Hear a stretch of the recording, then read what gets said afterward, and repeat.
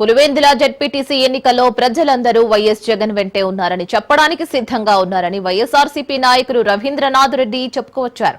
ఎన్నికల సందర్భంగా కూటమి ప్రభుత్వం అరాచకాలకు పాల్పడుతోందని అన్నారు. ఎన్నికల నోటిఫికేషన్ ఎందుకు ఇచ్చారో తెలియదు. ప్రజలు వైఎస్ఆర్సీపీ కార్యకర్తలను భయభ్రాంతులకు గురి చేస్తున్నారని ఆరోపించారు.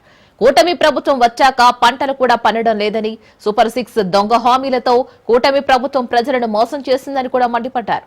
పులివెందుల జెడ్పీటీసీ ఎన్నికలలో 10,500 ఓట్లు మాత్రమే ఉన్నాయని, 4,000 ఓటర్లకు పైగానే నల్లపురెడ్డిపల్లె, నల్గొండవారిపల్లె, ఎర్రభల్లెకు సంబంధించి ఓట్లను తారుమారు చేస్తున్నారని కూడా ఆరోపించారు.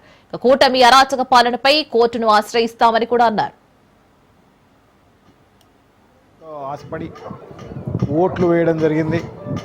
సో అవి నెరవేరాలి, ప్రజలకు మంచి జరగాలి అని చెప్పేసి కోరుకోవడం జరిగింది.